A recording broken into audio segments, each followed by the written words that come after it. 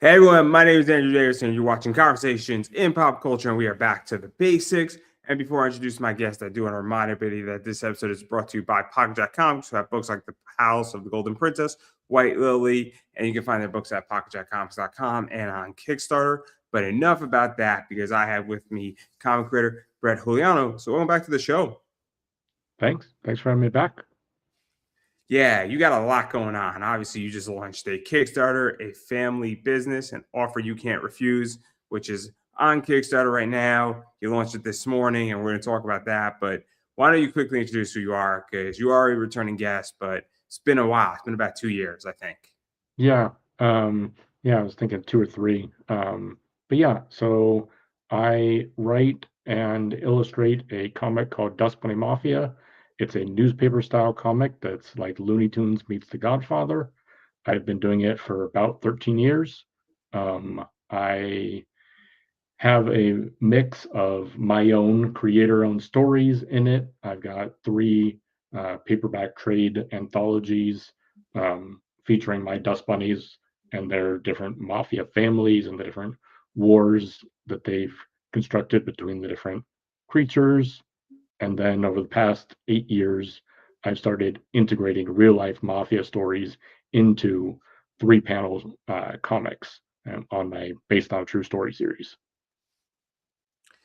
Yeah, so let's talk about this. So, like, how did you start? Because I mean, obviously we spoke about this before, but for those who are interested, since it's been a while, like, how did you even come up with this? Because it's anthropomorphic, and obviously you're taking animals, giving them humanistic components, and then you're doing the mob, and it's such an interesting combination that like, how did you even get the idea to do it before we really get into this one in particular? Because I find it so fascinating when people do funky stuff, for lack of a better word. Yeah.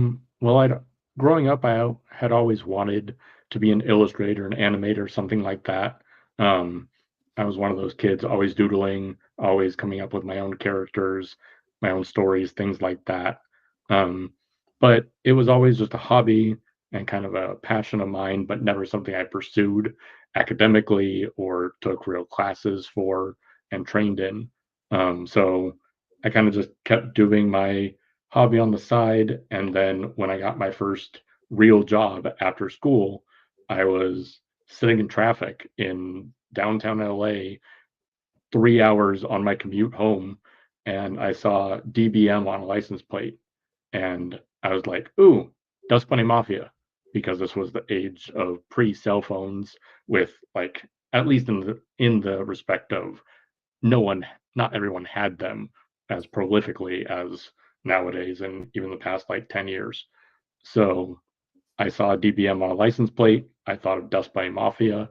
And then by the time I had gotten home a couple hours later, I had kind of formulated the idea of the original like six Dust Bunny Mafia characters, what kind of roles they played in the family.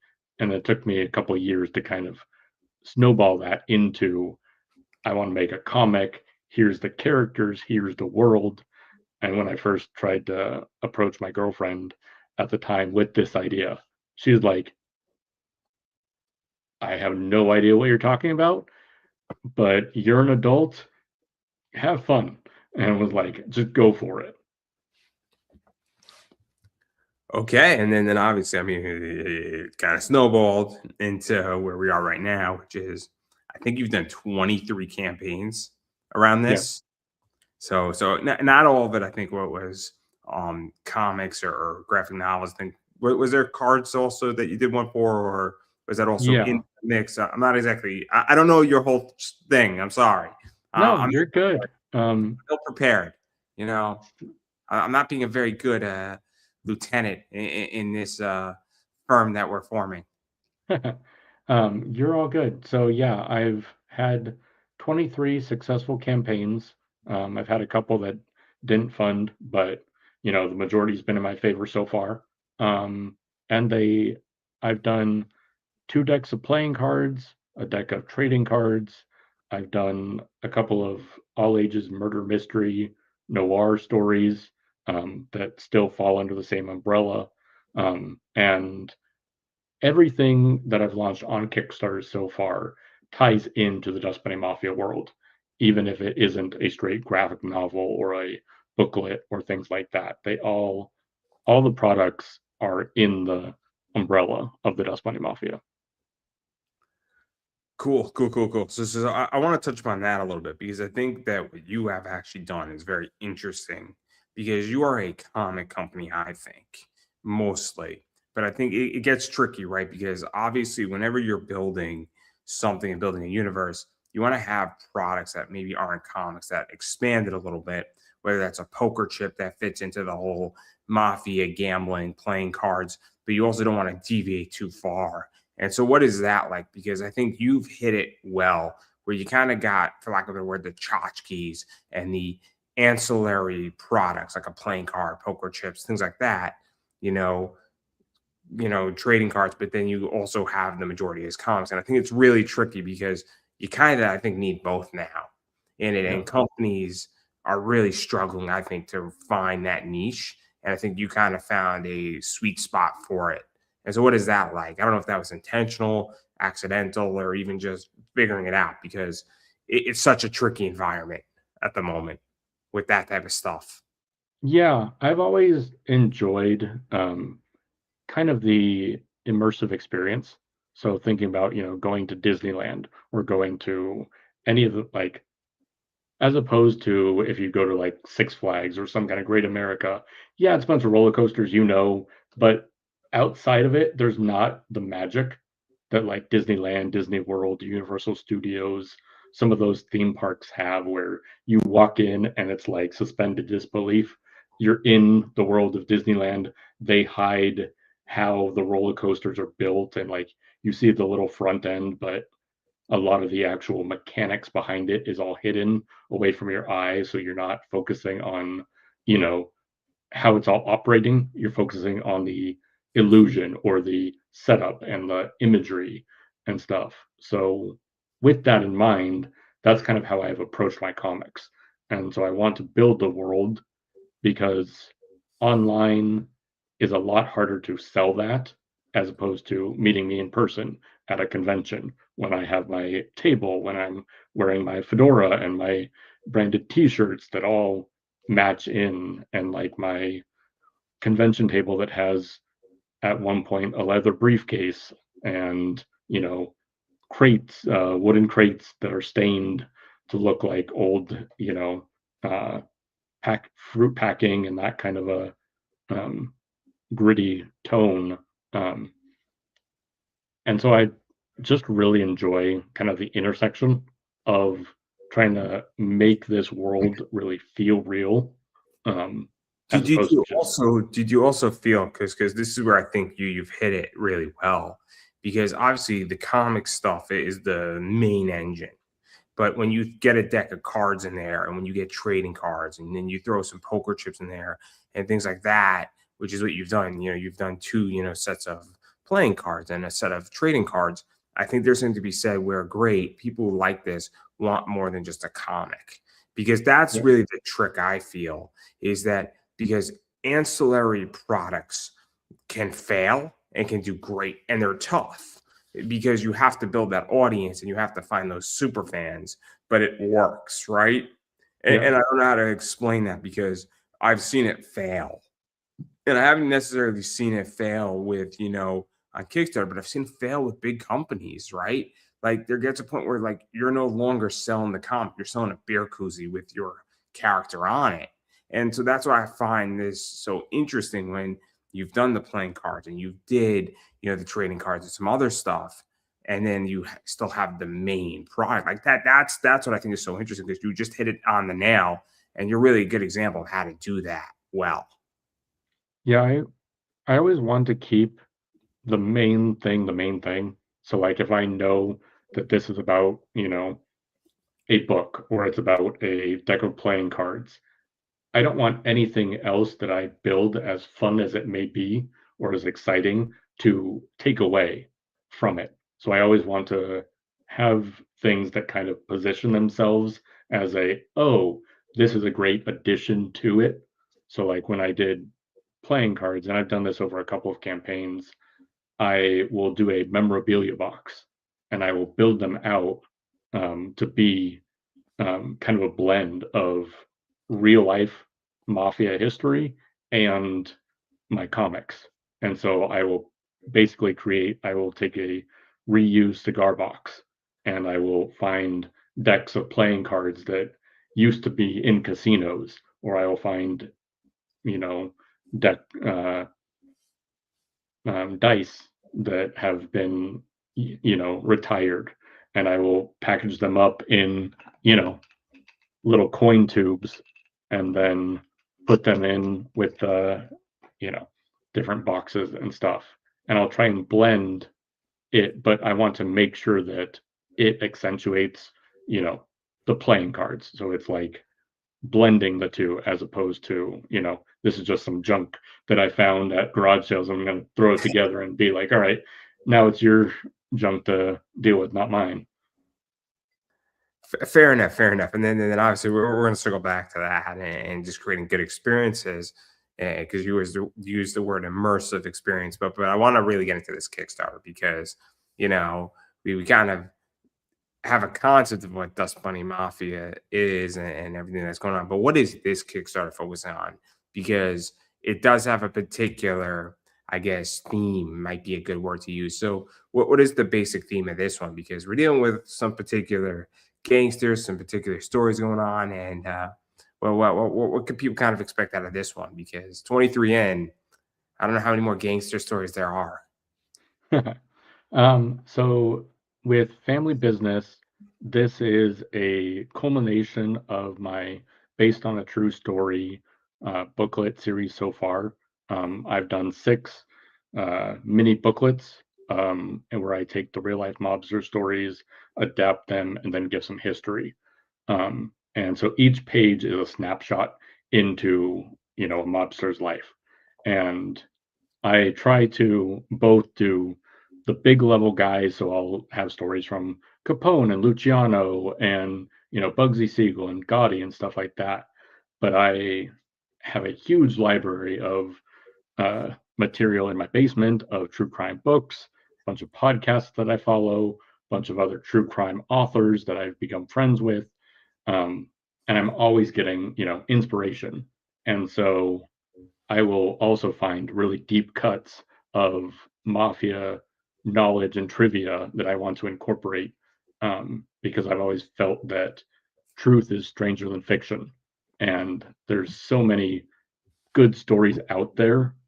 And I feel like, especially when I was in high school and growing up, the history books and the teachers didn't talk about crime, or if they did, it was like at least mafia crime. They would touch about it in Prohibition. Here's a little snippet of Capone, and that's it.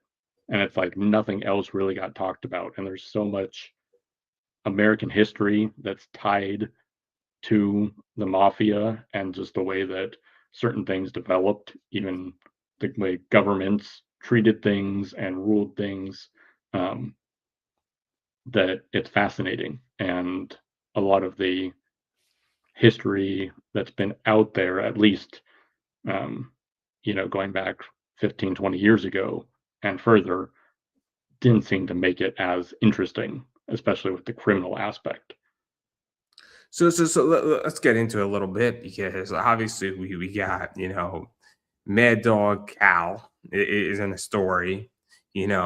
Jack Leg Diamonds is in the story. There's some rules of the mob is in play. A lot of smuggling about whiskey is in this book. Partnerships, betrayals, murder. You know, issues between gangsters wanting to kill each other and trusting each other. Some other stuff's going on. So there's a lot of that. And so, like, what is this like? Because you kind of mentioned that you want to do the big guys, and you need to do the big guys because everybody knows Capone, everybody knows Sammy the Bull, right? Everybody knows those people. But then you get into people who are like a lieutenant or a smaller gang, or just you might have a gang somewhere in like Oklahoma that's maybe like an 8-man gang that's running something, and you need to have both. So what is this like to even figure this out? And because Capone might bring in people but you still need content if that makes any sense. I don't know how to explain that, but like, what is that like to even just figure out? Cool, we're gonna deal with these stories, and we're gonna have like the mixture because, again, I don't know anything about Legs Diamond. I know nothing about him. I don't even know anything about Mad Dog Cow either, for that part. Like, I know the big ones, right? So I don't know how to so like what is that like? Because it's interesting, right? When people read this, because they're gonna get a sense of what this is, right? Yeah. So I want it to be, um, I've had a couple of comics, little mini booklets where I'll do like all Chicago stories or all LA and Vegas because they were tied together pretty well.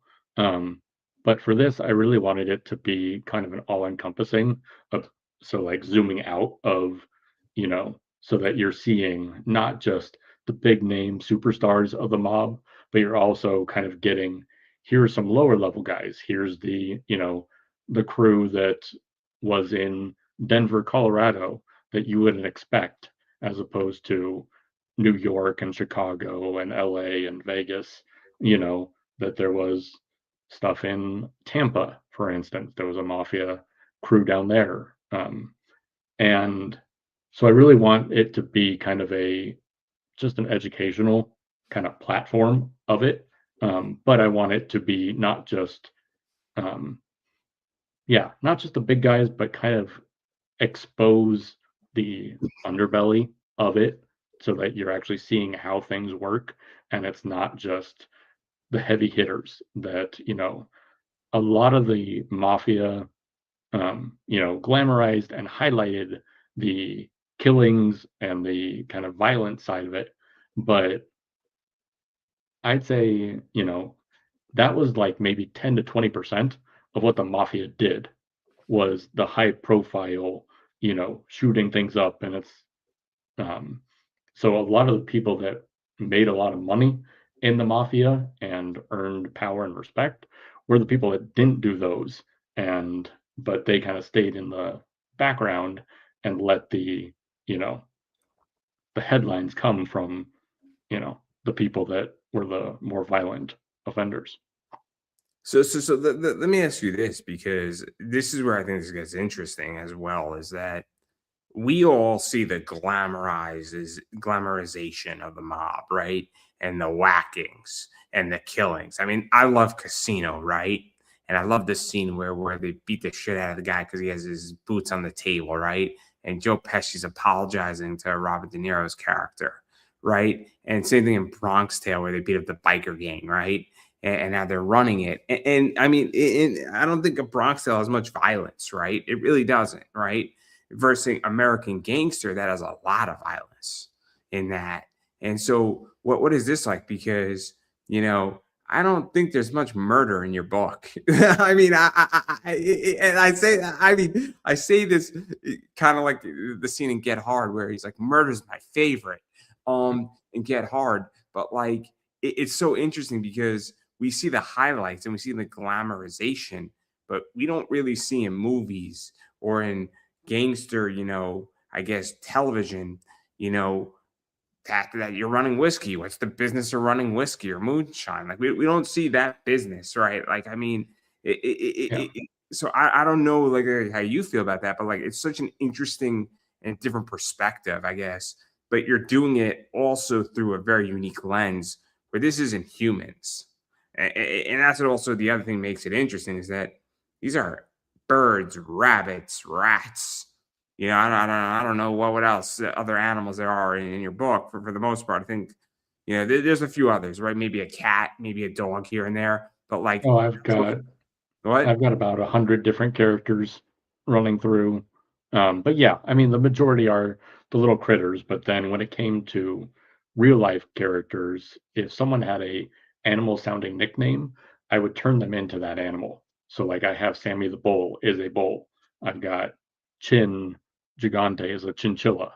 And but um, yeah, it's been fun. Kind of originally, um, the idea with the based on a true story and integrating these simply came from me picking up a cheap, you know, bargain section book called Five Families that was all about the founding of the New York Mafia.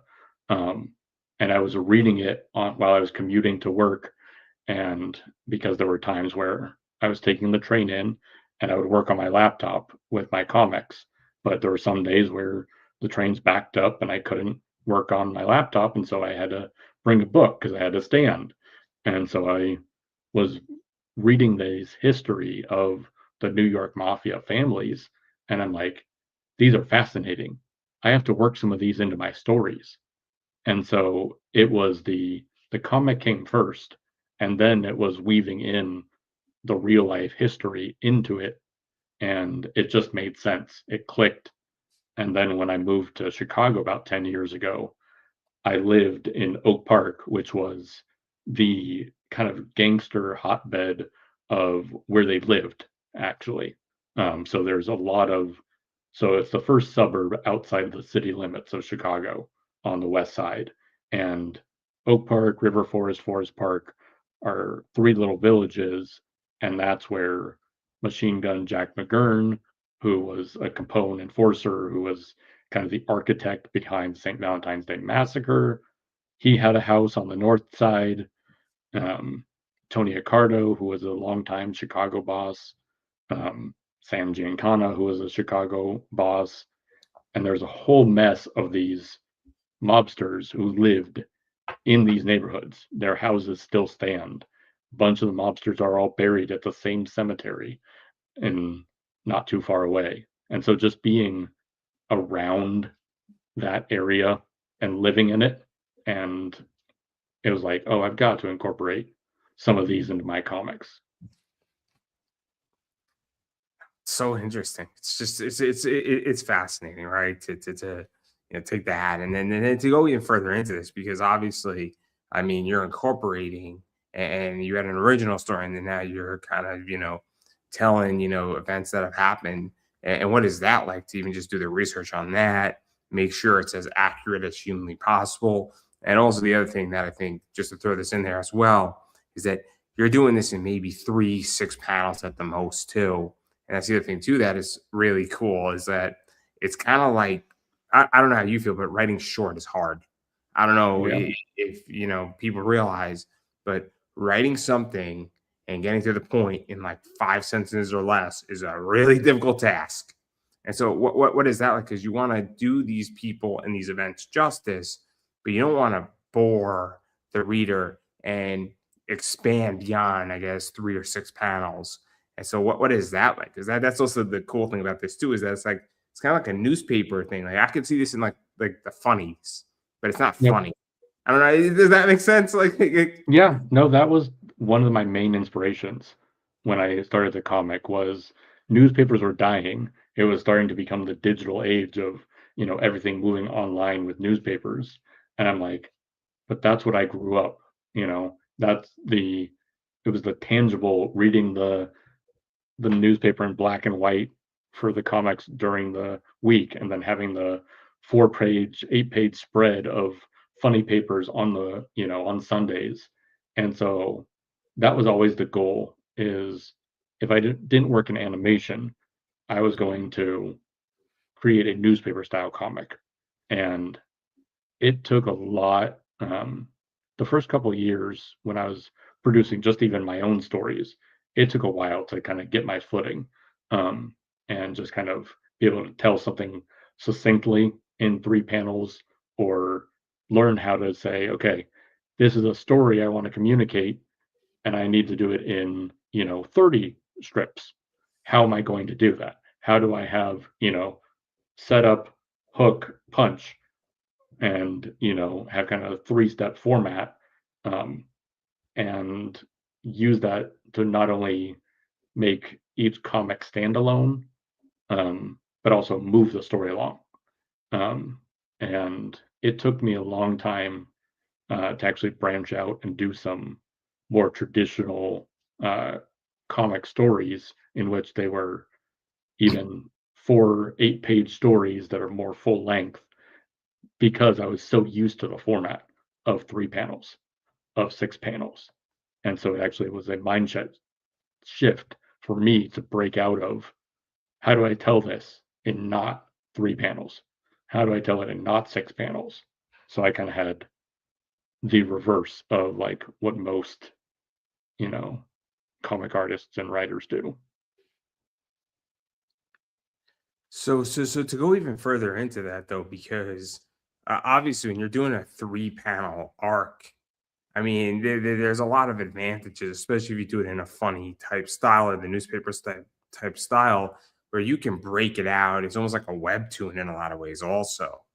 Yeah, And so, like that's the other thing that's really interesting is that because to me, there's so much, I guess, monetization that could happen with this because you could take it and you could legitly publish all this in a book. You could probably put it on the internet once every week and I forget the comic. I was in a book club, right? And one of the things that I was I can't think of off the top of my head here, but I was obviously once a month, and it was like a gangster type comic, and it was absolutely fascinating what they did with it. So I mean, I'm just like because that to me is just it's so perfect, right? To do it that way. So I find it fascinating, right?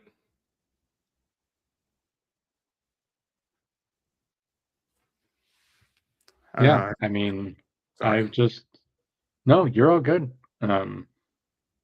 Yeah, I always loved the idea of the 3 panel, and it I will say that earlier on, when I first started doing the based on a true story series, I definitely had the kind of imposter syndrome when I started reaching out into the true crime historical mafia groups on Facebook because I was doing something so different.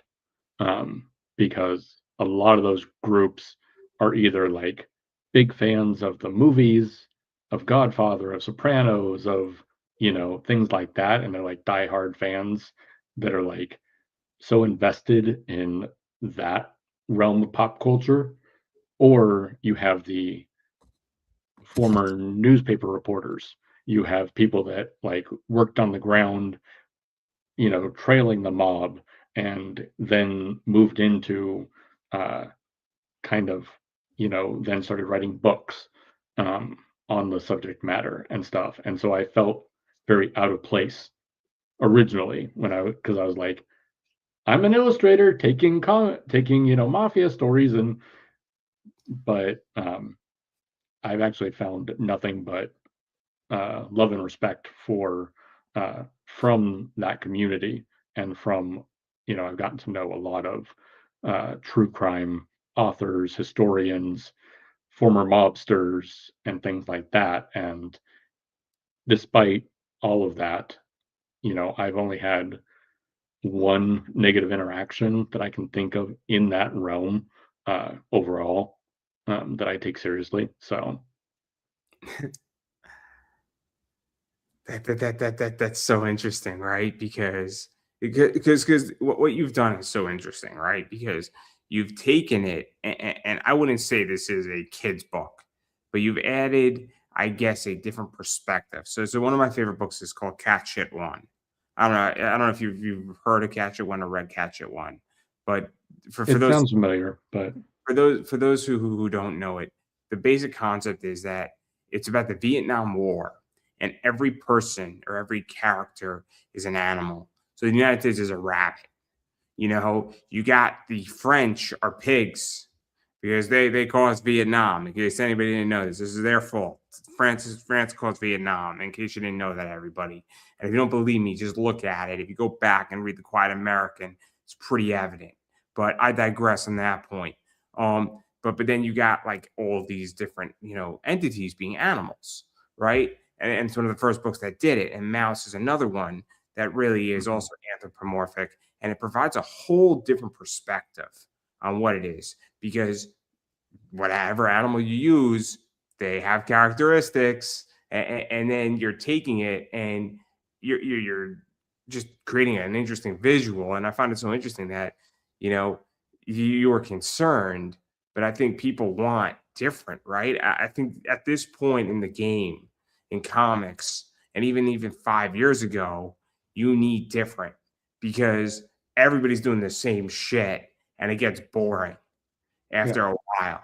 I'm sorry. Like, if I go into a comic store and all the covers look the same, it's like, why do I want to buy any of this? I need something that says, bam, this is different. Even if it's a complete piece of shit and it's badly drawn and it stands out than the rest of them, I'm gonna probably pick up that book because it's different than the rest of them. And so like that's what I think is so interesting, right? And I'm curious how you feel because there's a million gangster movies, TV shows, books, and you're the only one that's doing it with animals. Yeah. Um, uh, Going back, you know, the closest that were some, you know, short Bugs Bunny clips where he would, you know, meet Bugsy and, some other characters. And then at one time, the Animaniacs, they had some, they had one spoof that was the Good Feathers, and they were the Good Fellas as pigeons.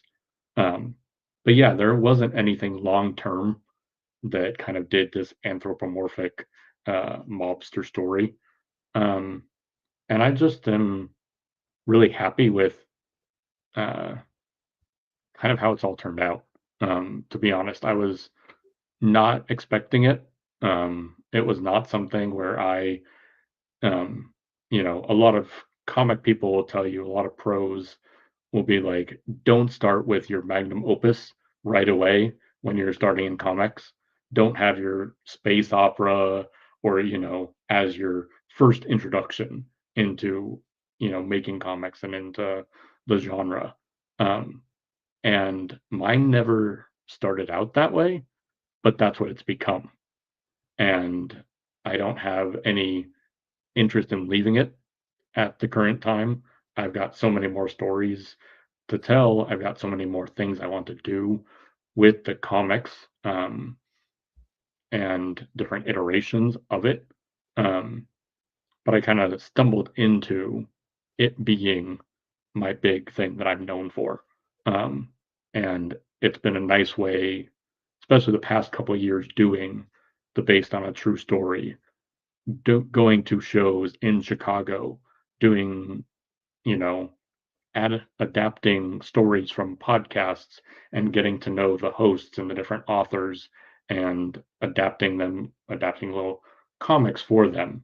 Um, that I've gotten a real good relationship with some of these guys to be like, hey, can I use? And they're like, yes, use whatever's, if you need transcripts, if you need files that we've referenced in the show, let us know. You're welcome to do anything, and then I've gotten such a good rapport with some of them that I don't need to ask permission anymore, like to post it and to be like, credit them. It's like, we don't need to see it. We trust you.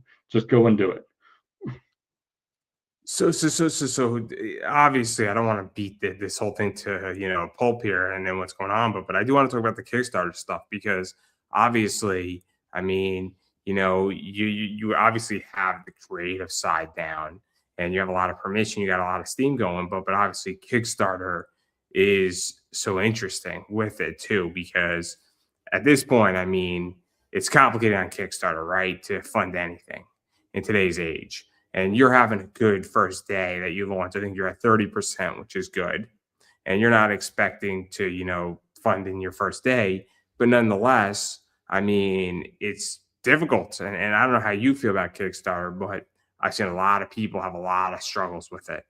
And I don't know how you're feeling, but it's a tough entity out there. Yeah, it's definitely gotten harder the past few years. Um, I ran my first one in 2019, and it the first couple of years, COVID was actually one of the best years for me in terms of Kickstarters, and that period. But I'd have to say after like 2023, I feel like so many people kind of jumped on Kickstarter and BackerKit and Indiegogo and the million other crowdfunding platforms that got spun up, that there's almost so much bloat in the industry in those spaces, that yeah, it's a whole lot harder to get get things funded, get the same things that used to work, you know, 3 or 4 years ago, no longer.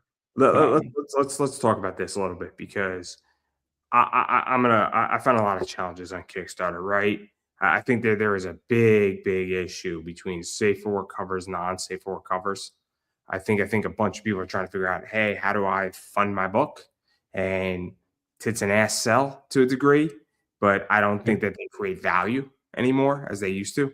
I actually think that there is very little value actually created out of tits and ass. I think they fund your book. I think nude covers get people excited, make people happy, whatever it is. You could charge a premium for it, but I don't foresee. I think it's a problem, right? Because I think it is an artificial sweetener in the market yep, on actual projects because they're not I'm trying to figure out how to say this. It's tricky. So I don't know how you feel about that because I think it's actually what you said. It bloated the market. It artificially creates the market. It affects the market. It's a very complicated entity. I don't know. It's a controversial topic because I yeah, think it does more damage than good. yeah. No, I fully agree. And I mean, it doesn't fit within my brand, but at the same time, I wouldn't do it, and I wouldn't. Um, those aren't typically campaigns I want to spend my money on, anyways. Um, but it has a draw for certain audiences, and yeah, they do sell.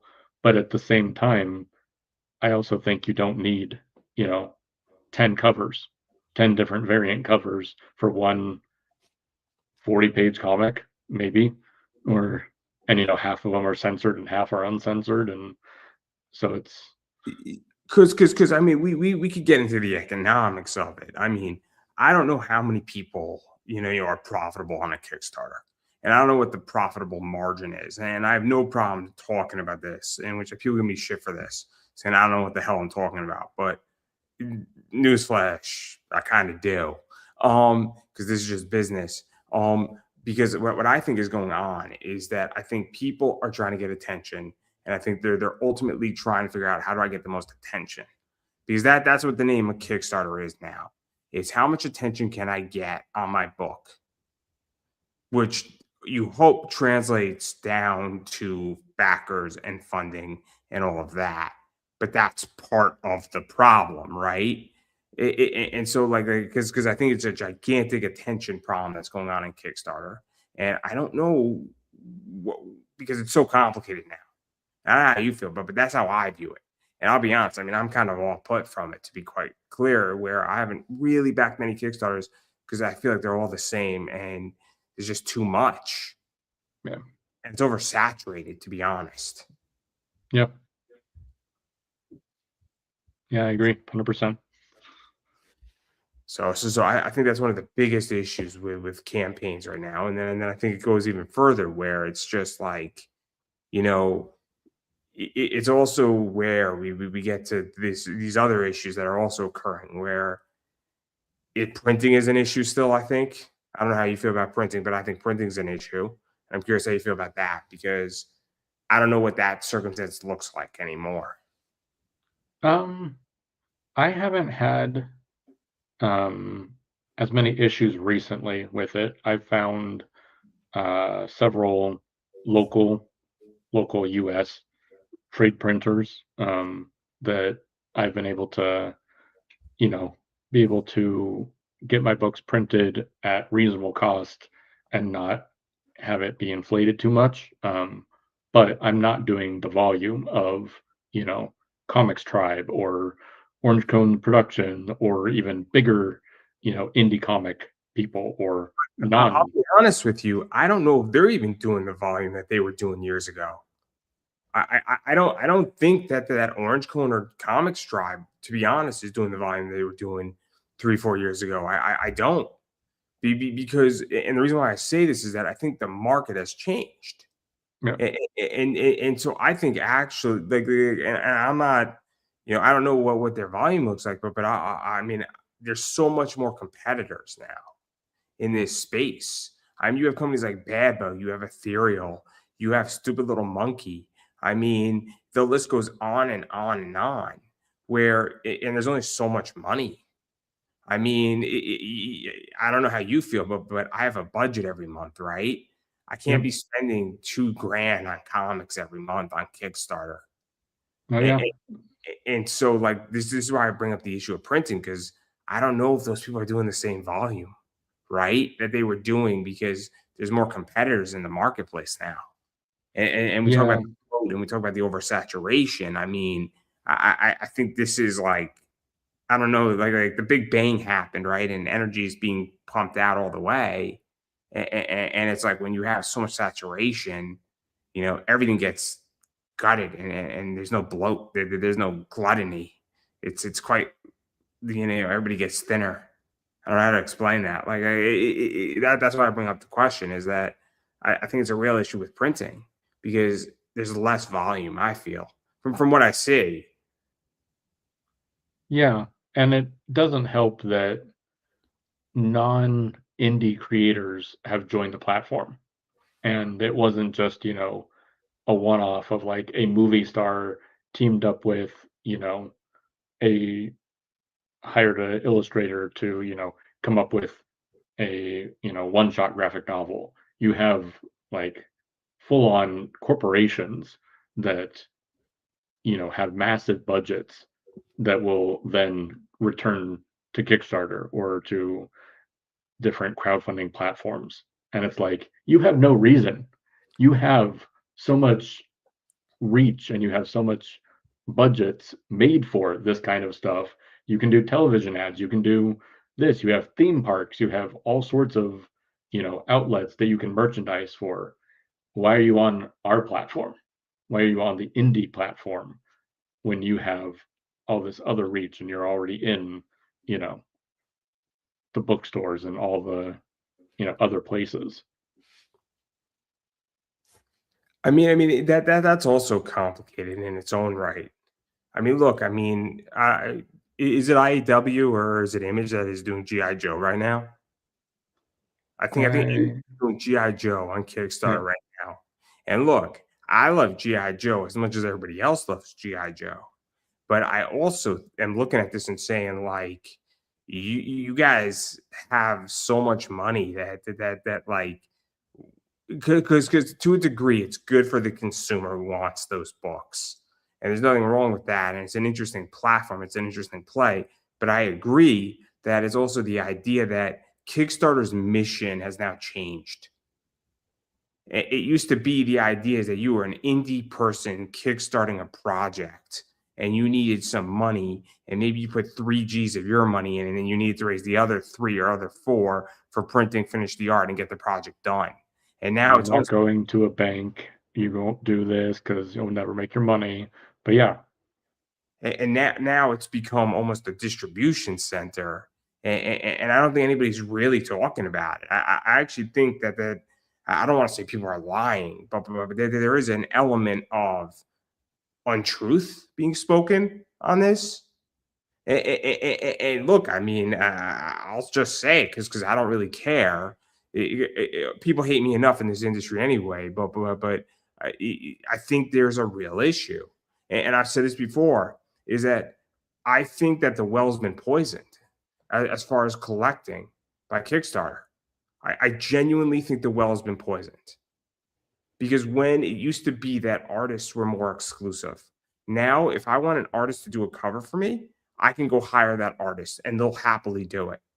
yep, Before, they used to have, I don't want to say honor among thieves, no pun intended, since we're talking about the mob here, but it used to be that, a Keith Garvey would maybe only do work for Zenoscope and maybe, like, Coffin Comics. But now, if you reach out, you get on his waiting list, he'll do work for anybody on Kickstarter. And now he has 60, 70, 80, 100 covers a year. There's no longer exclusivity. And I think it's yep, been a real issue. And those books sell because people like his artwork, but I think it's a real problem. And I think the well's been poisoned. And I think value has actually been depleted out because of Kickstarter. yeah, But then you have a story like yours where I don't think your book is gonna appreciate the same way these variants are going, but I think it's an amazing story, and I think it's a fun story. And this is where it gets really complicated because I don't know how many. This is the issue where are people collecting covers or want stories, and it's a mess, and then it frustrates me to no avail. Yeah, I learned early on that I think it was my third issue of Based on a True Story that I just did 3 covers. I had mine and I had 2 guest artists. And so I had 2 variants, and it was very clear that, like, I had very small numbers of people wanting to buy the variants. And so I'm like, "All right." And I didn't spend a ton of money, but at the time, I spent enough money that it was like I was hiring kind of outside of my budget for it. Um, and at least my followers and the people I've reached so far, um, they like the variant covers, but not in the point that they're going to be the traditional collectors of, you know, that they're used to buying, every cover that comes out of a certain issue. And so my audience tends to be, we want the book, or we want, the extras. We want these things that elevate, that are the premium things that aren't the comic premium things. They like the books. They like, you know, I've had people ask me if I can make a hardcover version at some point. And yes, that would be amazing to do. Not inside my budget right now. And so I know they would like those things, but I also know that if I can work with a local businessman to uh, create an engraved flask that has a cool mobster quote that ties into it, they'll be like, "Give me the flask over, give me another cover of the book." So it's interesting because you're talking about knowing your audience, right? And I think I don't know. I think it's really, really crucial to know who your ideal customer is and what they want, when they want it, how they want it. And I think that, you know, if you go slow and you know your customer, you should do all right in business on that front. But also, Kickstarter is a really brutal business. Um, I mean, it's just horrible. I ran a Kickstarter; it was horrible. I don't ever want to do that again. Don't ever want to do that again. I mean, oh, it's just bad. But I want to go further into this because I also think that there is a misconception on Kickstarter that Kickstarter is the start and the end at the same time. Hmm. Because I think Kickstarter is just the beginning. Hence the point you're supposed to kick start it. Um, and I emphasize the kick and the start of it purposely. Because I think there is direct sales afterwards. I think there's conventions. And so, I mean, and then cons are a nightmare. I mean, table costs are horrific. They just keep going up. Where to go to a con to sell your book is a big issue right now. Um, Getting there, I mean, I don't know if you're going to C2E2 or if that just happened, but getting a table at C2E2 could be difficult. Oh yeah. Waitlisting on cons, where you're located at a convention, selling at a con, competing with celebrities. I mean, I don't know how you feel about all of this, but I think this is all problematic. Oh yeah. I've lived in Chicago for 10 years. I've attended C2E2 every year except the COVID time. And so I think this will be my 8th year because it's coming up this weekend. And the past this was the first year that I applied for an artist alley table, and I was waitlisted, which is fine. But yeah, it was $500 for a table, and um, it was when I did the math on it, there was about 400 tables in the artist alley from the diagram that they put out last year, and from what they said on the wait list is they had over 2,500 applications for Artist Alley. And when I did the math, it ended up being something like, I think they said something about 17% were, it may have even been less than that for the actual amount of people that were able to get in or get on wait lists, as opposed to the other, vast majority that weren't, that were just outright rejected. Um, and, you know, I live in Chicago, I live in a suburb, but I'm a local creator. It's not like I'm trying to come in from even out of state or, So, you so know, let's break this down a little bit on the economics. So it's $500 for a table. Let's say you get your table for 500. Because there's a point here that I'm trying to make. You live in Chicago, so you're gonna have to commute to the con back and forth. You're not gonna stay in a hotel. yep, You know, relatively, you might have to. You're not gonna have to worry about breakfast or dinner. You might have to figure out lunch. So that's gonna cost you a certain amount of money. You might have to commute 4 times, or because you're gonna pack up on a Sunday, but you might set up on a Thursday. So whatever that's gonna look like, whether you're gonna park there or whatever, or you're gonna train there, it doesn't matter, right? That's gonna cost you money. But then you still need to have product. So to break even, you got to make 2 G's yeah, pretty much. And then, I mean, this is what everybody forgets. And with rising costs, and also, I mean, when do you find out that you get your table if you were to go, right? Like, do you find out a week before? Because if you find out a week before, you don't have any merch, defeats the purpose. oh yeah. I know I've got friends that say they found out last week or this week that, you know, and it's like you get put on a wait list and I never got taken off of it. And so, which I'm okay with this year, because I actually am now a part of the National Cartoonist Society, and they have a booth, a vendor booth, and I'm actually going to be at C2E2 under their umbrella. And so I'll be able to sell my merchandise 3 days, uh, three different slots on the 3 days, and I don't have to, lug, you know, I still have to get down there and do stuff, but I'm, doing a small suitcase to sell my merchandise as opposed to having boxes and crates and, pallets worth of merchandise and trying to organize all of that logistical nightmare.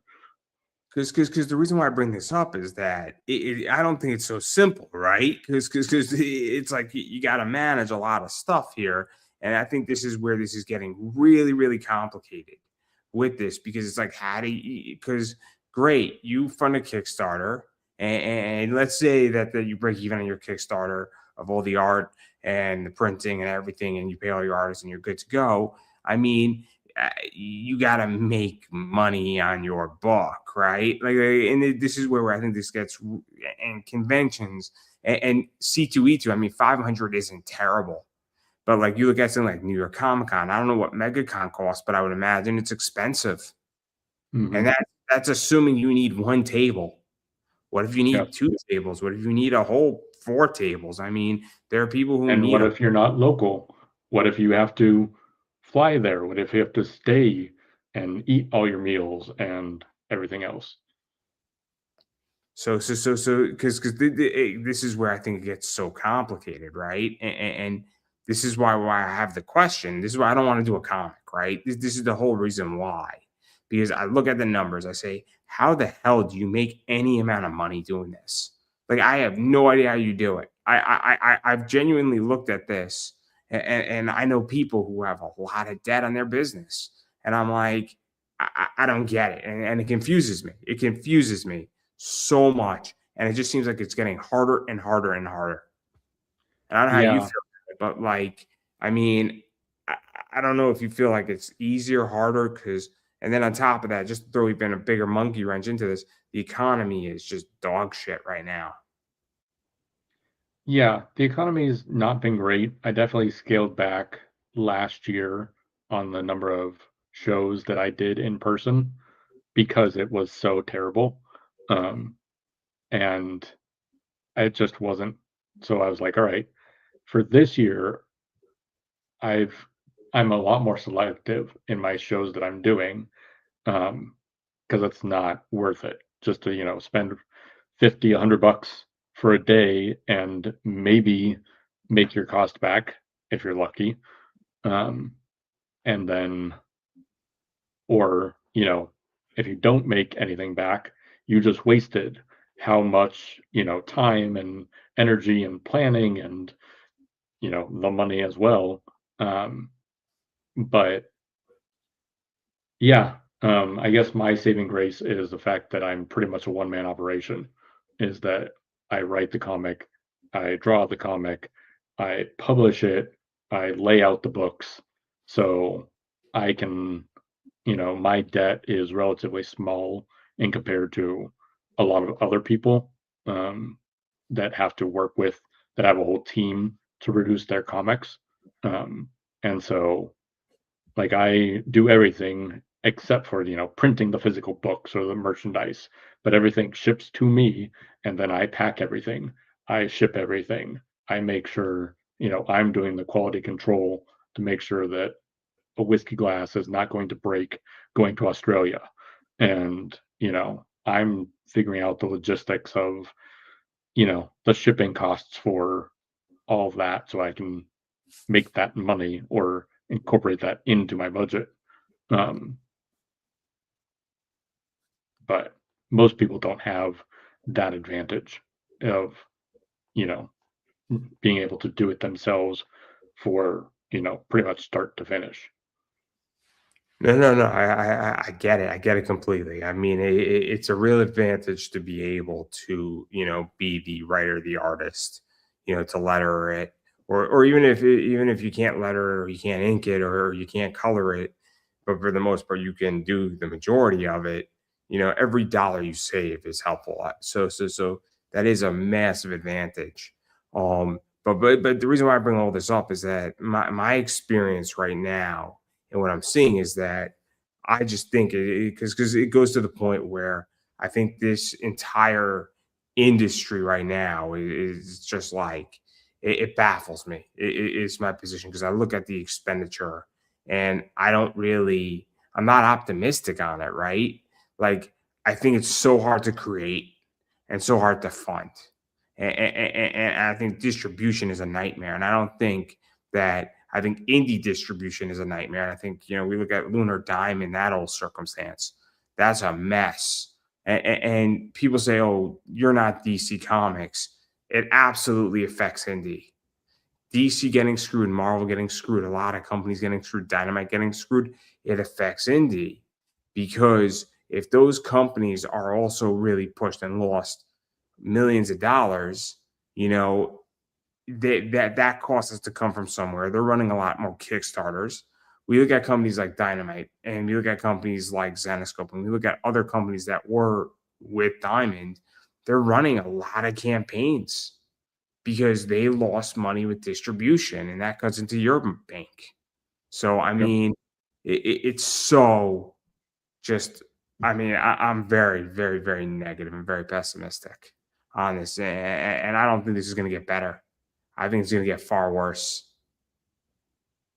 Yeah, that's why I'm trying to use Kickstarter as a tool to, like you said, to kickstart the comic and get things into at least my initial backers' hands, and then be more, like I said, selective with the conventions and the shows and the things that I'm doing. Um, like C2E2, I think I've got three different comic or like library type events that I'm doing this year, and the rest of them I'm focusing on art fairs or literary fests or branching out into different things that are not typical for my brand to be at, because it's a way to pivot and to not, oversaturate and be like another comic. Let me ask you this. So I like relatively cheap events and I like free events, right? And I think that there's even if the audience is less, I think a free event is much, better because you're not spending money. So if a library is gonna, give you a table and there's 50 people there, but they're not charging for the table, any sale you make, it's only time that it's costing you. Yep, 100%. And so I think and so if you make 10 sales and maybe you made $100 and you spent, 4 hours there, it's $100 that just cost you your time. And I Yep. think that's the other thing too, but also there's readers there probably more than there are collectors. And Yep. you're not competing against a massive celebrity who is gonna, $120 for an autograph. Yep. 100%. So, I mean, it's whatever. I'm always just curious what people think. So that's what I think. But I don't know. I mean, I'm just curious where you think the industry is going to go because obviously you're in it and you're pivoting and you're at the I guess I wouldn't say ground level, but you're climbing up the ladder. Yeah, no, there's a lot of ceiling and a lot of rungs on the ladder left for me to climb. And so, yeah, I don't see it getting better anytime soon with convention costs and all the things we've talked about. Um, but that's why, pivoting, and I'm also trying, especially to lean in to this more uh, with these based on a true story comics, try and branch out into the historical mafia area.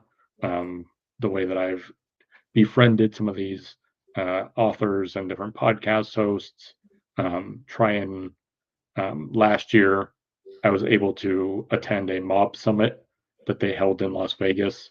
For it was a 1 day event, and they brought in these former mobsters, and they had one of the um, curators and kind of the main spokespeople for the mob museum in Vegas came out and actually interviewed these different mobsters, and I was able to go out and set up a table and kind of sell my merchandise at that event. And so I'm just trying to kind of use this unique uh, kind of situation that I've formed with my comics to kind of elevate in that realm. See, oh, that's cool.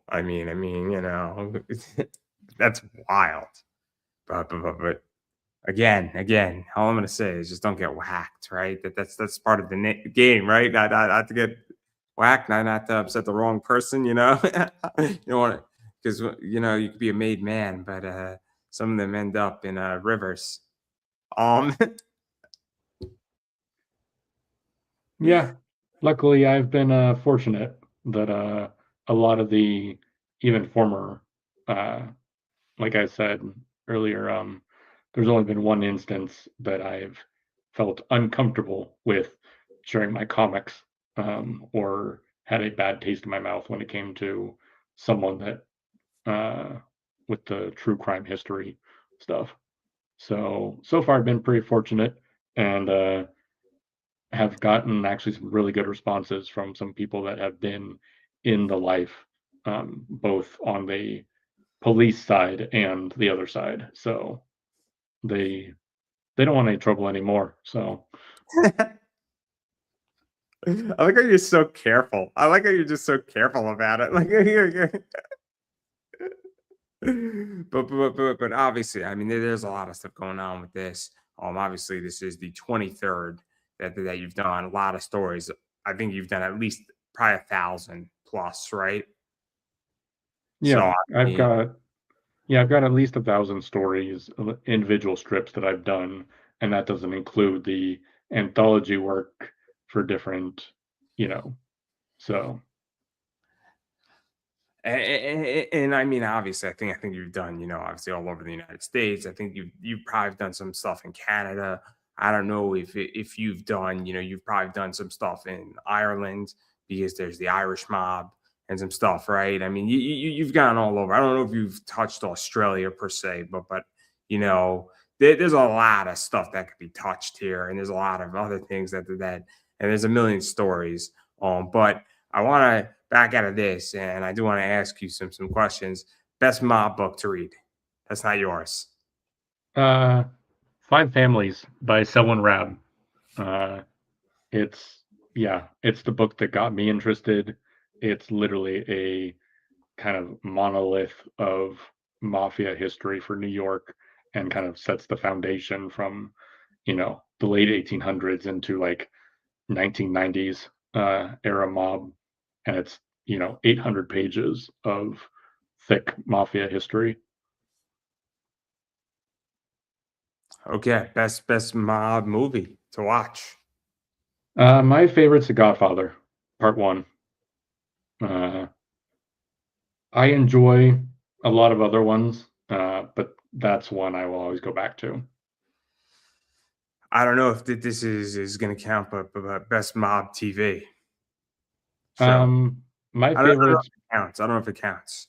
yeah, I'd separate it because it's different. I really enjoyed Boardwalk Empire. Um, and there was another one, but I'm spacing on the name. It was a deep. It only had 2 seasons, and it was like Miami focused. But I'll remember it after we get off. Because Peaky Blinders was good. Peaky Blinders is good, but I wouldn't say well, they've got some mobsters in it, but it's a very different crime family and different structure. It is. It is. And then I mean, I enjoyed the what was it? Tulsa King. That was fun. But that's just a wild one. That's just a wild one. And then Yeah. um, and then what is your favorite mob podcast? Probably Crime. Gangland Wire by Gary Jenkins.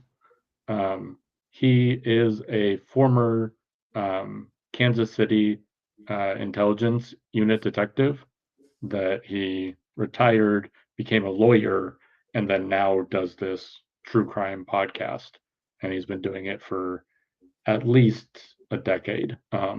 And he has some great guests, both authors.